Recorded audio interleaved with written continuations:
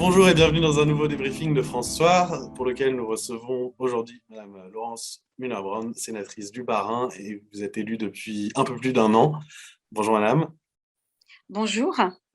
Vous étiez engagée dans l'opposition au Sénat au pass sanitaire, enfin plus précisément au projet de loi du gouvernement de prolongation de l'état d'urgence sanitaire, projet appelé Vigilance sanitaire, que les sénateurs ont adopté hier soir avec beaucoup d'amendements qui l'ont largement vidé de sa substance. Tout dépend de l'interprétation, nous allons y venir.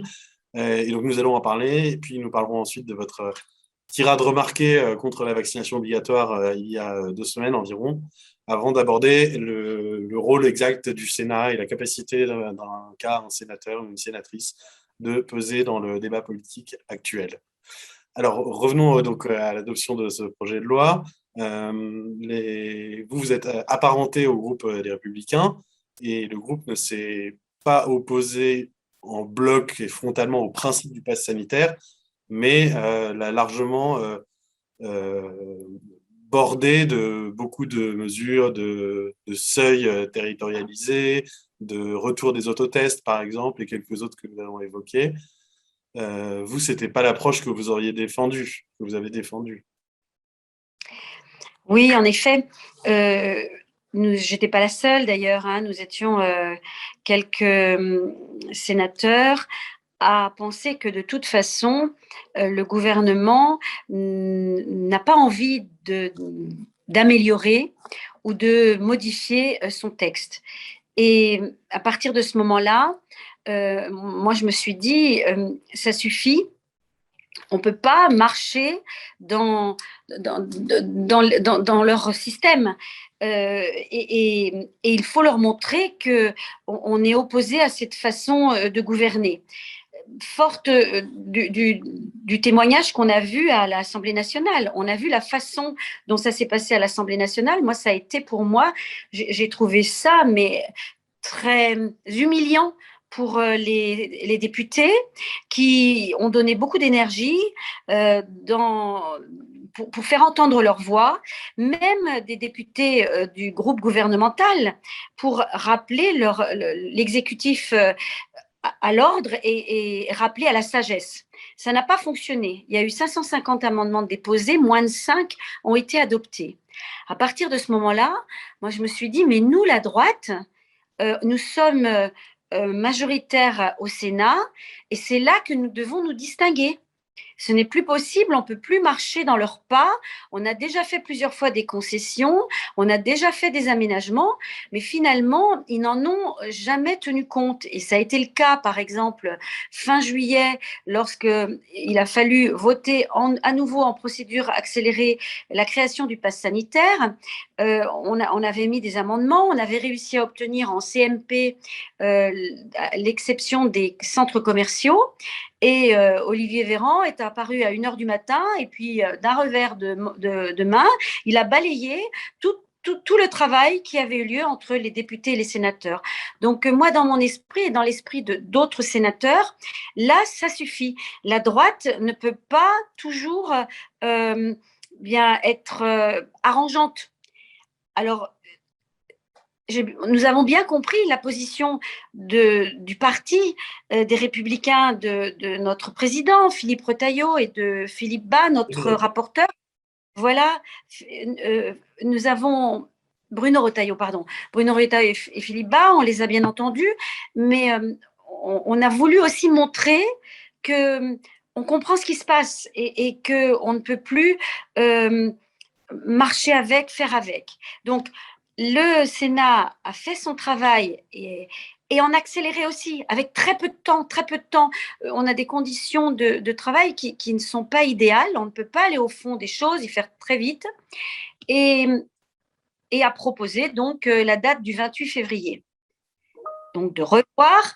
À partir de ce moment-là, il y avait la possibilité de déposer des amendements. d'essayer d'obtenir des petites choses. Hein. Vous avez entendu, il y a eu 83 amendements, il me semble. Alors, ce n'est pas énorme, 83 amendements. De toute façon, on avait très peu de temps pour les rédiger, qui essayaient finalement de donner des exceptions pour les crèches, de rétablir des choses pour les personnes fragiles, pour les tests, etc. Mais si rien ne passe, si c'est rejeté, de toute façon, les amendements ne passeront pas non plus. Donc, on a été plusieurs à quand même avoir la stratégie de dire, bah, c'est tout, on ne va pas aller mendier des petits morceaux, entre guillemets. Et voilà. Mais en tout cas, le travail a été fait par le Sénat.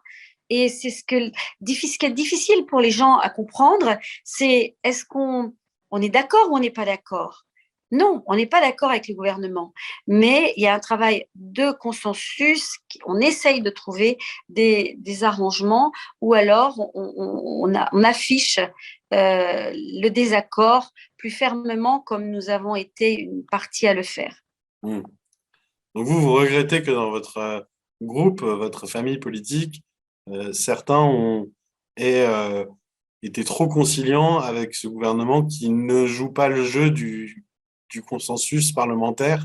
C'est bien cela. Alors, je n'ai pas à le regretter. Chacun prend sa part. Je remercie déjà le groupe de nous avoir laissé la liberté de pouvoir exprimer, nous, nos positions. D'accord. Voilà. Alors, il y a eu plusieurs mesures qui ont été adoptées. Par exemple, un taux de 80% de vaccination par département au-dessus duquel le pass sanitaire ne sera plus exigé. Est-ce que celle-ci ou d'autres pourront résister à la commission mixte paritaire qui réunit donc des députés et des sénateurs pour trouver un accord et à l'issue de laquelle, s'il n'y a pas d'accord, l'Assemblée doit avoir le dernier mot? Écoutez, j'en serais agréablement surprise parce que dans son propos introductif, la ministre, d'ores et déjà, avant qu'on étudie les textes, a annoncé que le gouvernement refusait la territorialisation. Donc, il s'agit d'une territorialisation et par département. Donc, est-ce qu'il y aura des accords? Aujourd'hui, je crains que ce ne soit pas possible. Même sur des sujets peut-être plus susceptibles de rassembler, comme par exemple le fait que les mineurs ne seraient plus obligés de justifier d'un pass sanitaire pour pratiquer une activité sportive ou culturelle, ou bien le retour des autotests qui pourrait peut-être atténuer la colère de ceux qui doivent débourser des sommes conséquentes tous les 3 jours pour se faire tester, pour ceux qui y sont contraints. C'est Alors, des mesures, par exemple? Oui, alors concernant les enfants, vous avez vu que nous étions plusieurs à avoir un amendement qui voulait extraire les enfants du pass sanitaire jusqu'à 18 ans. Hein, et ces amendements-là ont été rejetés. Ils ont été rejetés. Hein. Donc, ça a été surprenant, vraiment surprenant. Il y en a un qui est passé de ma collègue Sylviane Noël, et tant mieux, pour les réunions sportives. Ouais. Voilà. Mais autrement, nous étions sur cette tranche d'âge et nos amendements ont été rejetés. Concernant le test, l'autotest, mais bien sûr que c'est un minimum. Vous vous rendez compte, là, en obligeant les gens à payer pour leurs tests, mais on ne fait rien contre la circulation du virus. Parce que dans un sens, on veut imposer un pass sanitaire, et puis il y a des gens qui sont quand même malades. Il y a des gens qui ont eu la Covid et qui donc ne peuvent pas être vaccinés ou qui ont peur qu'on leur injecte à nouveau une dose alors qu'ils ont des anticorps. Donc, tous ces gens-là ont besoin de l'autotest.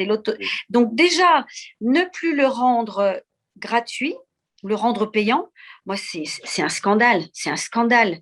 Mais en plus, comme il est moins cher que les autres, et que les pharmacies en ont plein, il est moins cher que celui-ci qui avait une valeur, qui était un indicateur fiable, d'un coup, on l'interdit. Mais on veut quoi? Puisqu'il est un indicateur qui va donner, donner l'information qu'on est sain et qu'on ne promène pas le virus, beaucoup plus finalement que quelqu'un qui est vacciné, qui ne se teste plus. Donc, on favorise la circulation du virus. Donc, moi, j'aimerais beaucoup que cet amendement-là, il arrive à passer. D'ailleurs, je ne comprends même pas qu'on soit obligé de faire un amendement pour obtenir ce genre de choses. Ouais. Est-ce que vous diriez que le gouvernement, depuis donc maintenant plus de 18 mois, n'a pas tellement appris de ces erreurs d'appréciation, d'approche qui l'ont conduit à avoir une politique toujours plus rigide, centralisée, crispée sur des décisions qui se donnent l'illusion de maîtriser les choses et peu réceptive aux objections, aux propositions, souvent qui peuvent être constructives. Vous en avez cité quelques-unes, de l'opposition. Vous trouvez qu'il reste sur cette ligne rigide? Alors, moi, je vais vous dire, il y a 18 mois, puisque votre question, vous m'avez demandé depuis 18 mois. J'étais maire de ma commune, c'était les élections communales et je suis restée maire donc jusqu'en janvier 2021. Je ne dirais pas ça parce que nous avons tous été embarqués, le gouvernement aussi, dans un événement qui, inattendu, plus ou moins, il y a certainement des personnes qui en savaient plus que d'autres, mais en tant qu'élu, bien le gouvernement n'avait pas prévu et on peut être compréhensif. Et les élus locaux que nous étions, les maires, les conseils départementaux, etc., ont eu à faire face sur le terrain. Il a fallu fournir des masques. Les bénévoles sont venus, on fait des masques, on les avait pas. On a vraiment, c'était une course. Et pour le gouvernement aussi. Et moi, franchement, j'ai accompagné le gouvernement et j'ai même excuser les erreurs ou les recherches de la bonne décision jusqu'au 12 juillet 2021. J'ai eu un regard et une compréhension parce que rien n'est facile et on peut dire, comme beaucoup d'autres citoyens et comme moi je fréquente beaucoup d'élus locaux et tous on se disait bon ben voilà allez et on s'adaptait et on s'adapte et on a géré nos associations, on a géré nos écoles, on a géré nos collèges, on a tout géré sur le terrain et j'en profite pour tirer vraiment un coup de chapeau parce que les maires ont été aux premières lignes et moi-même avec toute mon équipe municipale. Mais le 12 juillet 2021, en plein congé scolaire, d'ailleurs comme maintenant, c'est nouveau les congés scolaires, l'exécutif décide de rajouter une difficulté aux Français qui n'avaient pas besoin de rajouter. Moi, j'ai trouvé que c'était gratuit. Les Français avaient commencé à prévoir des vacances et les choses s'arrangeaient. Alors, on brandit toujours le risque, la catastrophe qui va arriver. Or, écoutez, on a encore entendu juste quelques jours avant la rentrée par quelqu'un du conseil scientifique qu'on allait décompter par jour 50 000 contaminations à la rentrée scolaire. Mais on fait peur avec des choses pareilles. Rien n'a eu lieu. Rien n'a eu lieu aujourd'hui parce que maintenant, on est vraiment dans le doute et parce que beaucoup de gens sont dans le doute, alors on entend d'autres discours et on voit bien que tout ce qui est annoncé comme catastrophique n'arrive pas, et tant mieux. Et je reconnais que la politique gouvernementale, elle est avancée à petits pas avec du recul, mais comme nous l'aurions fait dans une gestion territoriale aussi. Et là, il faut être raisonnable. Mais depuis maintenant quelques mois, ce n'est plus raisonnable. À un moment, il faut être conscient et se dire, oui, je n'avance peut-être plus dans le bon sens, les choses ont changé, les choses ont évolué, reconnaître, mais là, on a l'impression que ce n'est plus serein du tout. Ouais. Donc le 12 juillet a marqué un point de non-retour ou un point de bascule, en tout cas, dans le déraisonnable pour vous. Oui, pour beaucoup de gens d'ailleurs, et c'est pour ça que commence à parler. Et puis le licenciement du personnel de santé avec en plus sans traitement. tout de suite, moi, je me suis dit, mais finalement, il vaut mieux être au chômage parce que vous ne travaillez pas et puis vous avez vos indemnités. C'est triste, hein, c'est triste de penser comme ça. Mais des gens qui ont été aux premières loges, qui ont vu les malades, qui ont été malades eux-mêmes, qui ont eu des collègues qui sont décédés, on le connaît tous, les élus locaux, on était en pleine réunion politique lorsque le pire de l'épidémie est arrivé, et notamment en Alsace chez nous. Hein. Moi, j'ai des collègues maires et tout qui ont été très gravement malades et certains sont décédés. Donc, et puis, d'un coup, mettre ces gens-là à la rue, des aides-soignantes, des infirmières, des infirmiers, des gens qui sont vraiment au service des autres et qui là nous manquent parce que là, les hôpitaux donc sont en manque de personnel. On ferme en plus parallèlement des lits d'hôpitaux. Moi, je le vois, je suis présidente de conseil de surveillance d'hôpital, présidente d'EHPAD. On n'a plus le personnel et en plus, une profession où on s'était relevé les manches pour essayer de la rendre plus attractive dans nos départements, parce que ce sont bien les départementaux qui sont en charge de toutes ces compétences du soin, des EHPAD, des hôpitaux. On s'était remonté les manches pour rendre ces métiers plus attractifs Et là, on est en train de détruire tout ce travail qui a été réalisé par la collectivité territoriale, parce que comme on les traite, eh bien, il n'y a plus d'attractivité sur ces métiers et ils en souffrent fortement, fortement. Et le gouvernement feint de s'étonner des sous-effectifs ces derniers jours. Il a recommandé ici un rapport, là une enquête. Et, Exactement. Nous avons entendu ça hier soir en plein débat. Alors d'abord, on nous affirme qu'on a des chiffres très détaillés, etc., qui vont toujours dans le sens qu'ils veulent entendre. Et quand on leur demande, ah oui, mais alors dites-nous combien de lits d'hôpitaux ont fermé, ce sont des chiffres que nous avons. Ah ben là, ils ne les ont pas. Faire un rapport. Mais ça devient grotesque. Et ça explique que beaucoup de gens aujourd'hui, que ce soit des élus, que ce soit des gens du monde de la santé, mais aussi des grands-parents, que ce soit des avocats, des chefs d'entreprise, enfin tout le monde aujourd'hui fait preuve d'incompréhension en entendant de tels propos.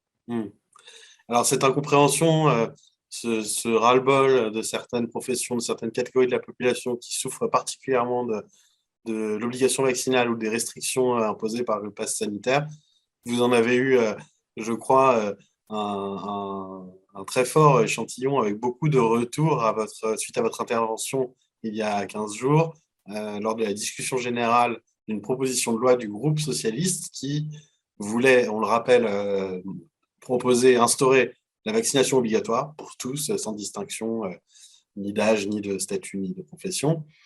Vous êtes intervenu à la tribune du Sénat et vous avez eu beaucoup de retours qui vous ont presque surpris, il me semble. Oui, en effet.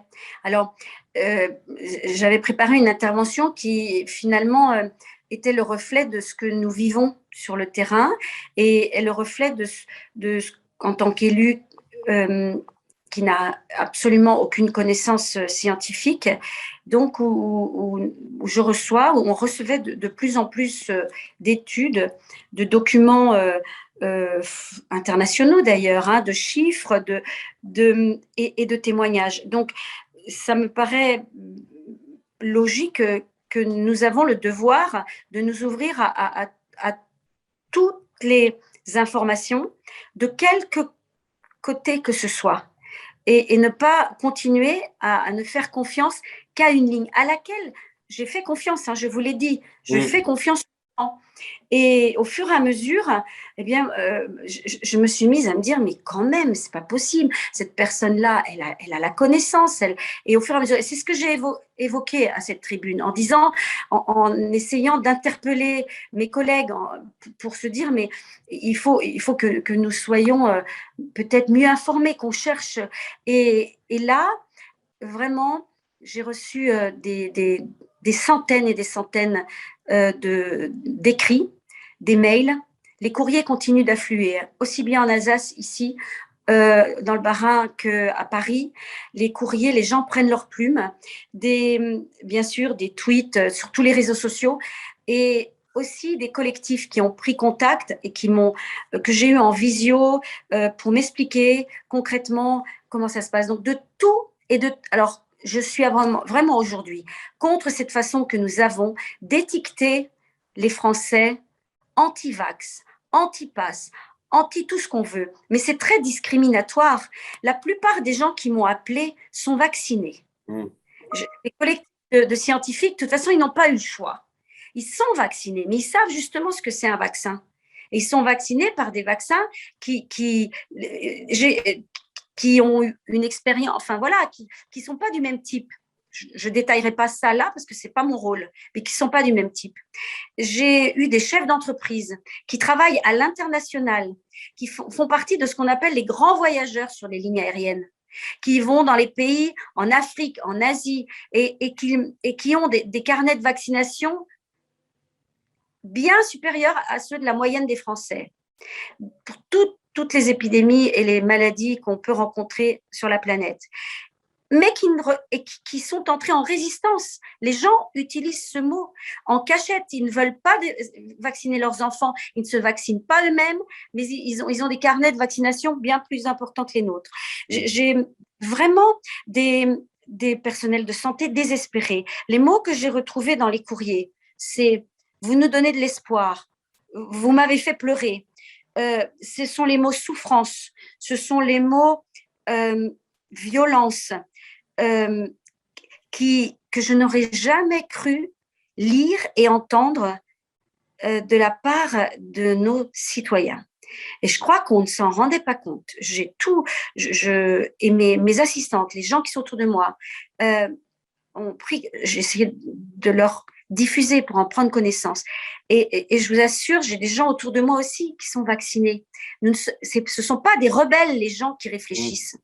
Et les gens qui doutent, le doute nous fait construire et avancer.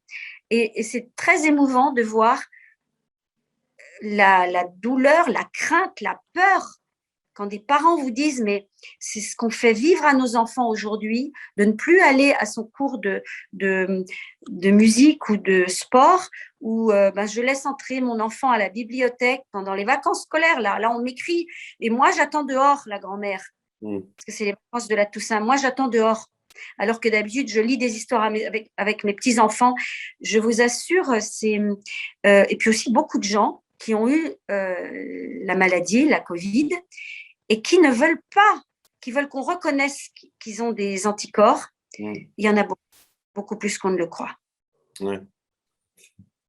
Et alors, vous qui êtes une sénatrice de fraîche date, puisque vous avez été élue il y a un peu plus d'1 an, quel est votre regard sur le statut du Sénat dans notre démocratie? Il a suscité parfois beaucoup d'espoir parce qu'on sait plus ou moins dans le détail, mais on sait que c'est une chambre qui veut incarner la voie de la raison, de la modération, d'une certaine sagesse, qui représente ce qu'on appelle les territoires dans le langage technocratique, mais dans toute leur diversité. Donc, il y a eu parfois beaucoup d'attentes projetées sur le Sénat et parfois aussi des déceptions à la hauteur de ces attentes. Est-ce que vraiment il est en situation de jouer son rôle dans l'équilibre des institutions, ou est-ce que vous le jugez maltraité par l'exécutif, comme l'a dit votre collègue Alain Robert, comme l'a dit votre collègue Alain Houpert jeudi, quand la discussion a été brutalement avancée par le gouvernement? Qu'est-ce qu'on peut attendre du Sénat? Est-ce qu'on en attend trop? Et est-ce qu'il joue bien son rôle depuis un peu plus d'1 an, vous, dans votre mandat de parlementaire, comment évaluez-vous tout ça? Alors, vous savez, en effet, je suis élue que depuis un peu plus d'1 an, donc mon regard, il est modeste. Je ne comprends pas encore tous les fonctionnements, ce qui est tout à fait logique. On apprend beaucoup en une année.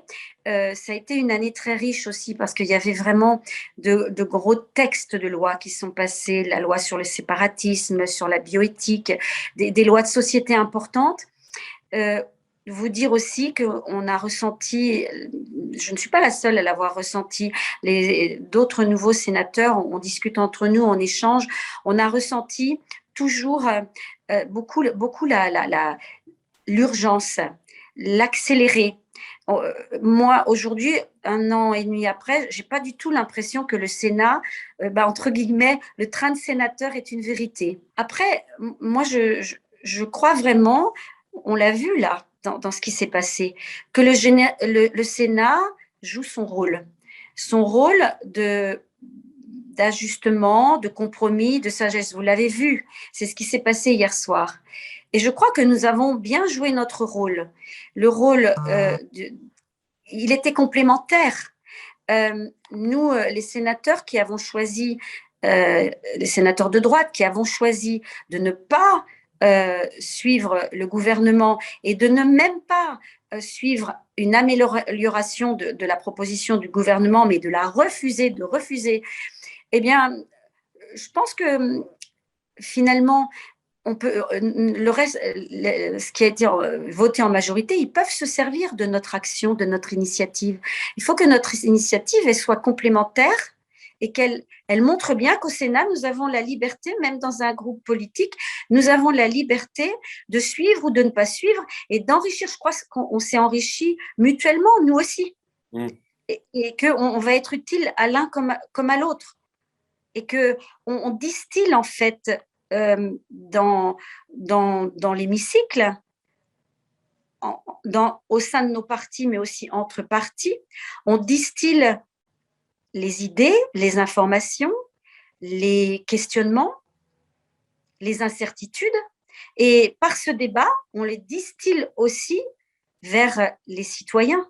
Parce que les citoyens qui suivent les débats la semaine dernière à l'Assemblée nationale ou chez nous, hier au Sénat, eh bien, ça leur permet aussi de se poser des questions et d'avoir accès à cet échange et à cette réflexion qui fait que on comprend bien qu'un exécutif, un gouvernement ne détient pas la vérité, heureusement, et que les citoyens doivent faire preuve d'esprit critique. Donc le Sénat a encore toute sa place, plus que jamais, dans la 5e. J'en suis convaincue. Au bout d'1 an et demi, j'en suis quand même vraiment convaincue. Très bien. Bien. Merci beaucoup, Madame la sénatrice, de nous avoir accordé ce temps pour raconter votre expérience des débats récents et puis plus généralement de votre mandat et de votre rôle parlementaire. Merci beaucoup pour tous les lecteurs et auditeurs de France 3. Alors, je vous remercie pour m'avoir accordé ce moment d'échange. Je remercie aussi tous les élus autour de moi qui travaillent dans le même sens. Puis, je voudrais remercier aussi tous les citoyens j'en profite, je profite de votre antenne, et tous les citoyens qui m'ont envoyé leurs témoignages et leurs ressentis. Voilà. Merci beaucoup, le message est passé. Merci. Au revoir.